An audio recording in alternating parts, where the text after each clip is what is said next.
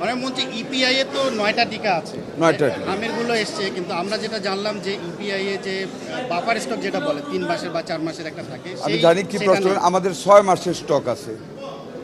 all 9 vaccine we have at our hand, including যক্ষা, BCG সহ সমস্ত টিকা আমাদের হাতে আছে, কোনো প্রবলেম নেই। এবং গ্রাম এলাকায় কাজ চলছে টিকা, এখানে কি স্টকে আছে?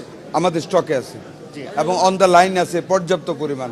এর পরবর্তী 6 মাস পর্যন্ত ইনশাল্লাহ আমরা ভ্যাকসিন দেওয়া যেতে পারবো, টিকা দেওয়া যেতে পারবো। আর জলাতঙ্কের টিকাগুলো ঢাকার বাইরে জলাতঙ্কের টিকা আপনাদেরকে বলি, অনেকবার বলেছি, জলাতঙ্কের টিকার একটা ক্রাইসিস হয়েছিল, we have made it up. এটা আমরা মোকাবেলা করেছি লোকাল পারচেজ করে। একটা ক্লথ ছিল যে ব্যাংক মানে বাইরে থেকে এই ভ্যাকসিনটা টেস্ট করা আনতে হবে, এটা ওয়ার্ল্ড হেলথ অর্গানাইজেশন, যেই কারণে ডেলিভারি নিতে অনেক দেরি হয়েছিল।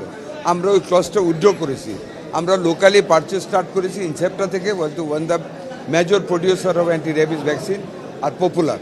আমরা ওদের কাছ থেকে নিয়ে আগামী 1.5 মাসের ভিতরে আমাদের বাফার স্টক আসতেছে অ্যান্টি রেবিসের বাইরে থেকে ইনশাল্লাহ, এবং লোকালি আমাদের সাপ্লাই দিব। এখন তো ঢাকার আমরা বাইরে অলরেডি সাপ্লাই নাই, ঢাকার বাইরে তো সাপ্লাই নাই। প্রত্যেক জায়গায় সাপ্লাই আছে। আমরা এমএসআর ফান্ড থেকে আমাদের লোকালি অলরেডি তারা সবাই কিনতেছে, আমরা কিনাচ্ছি, কোথাও কোনো অভাব নেই। এবং এডিবি ফান্ড থেকেও টাকা দিয়ে আমরা টিকা কিনাচ্ছি অ্যান্টি র্যাবিস। দেখেন, আমাদের প্রত্যেকটা doctor, nurses, everybody is working.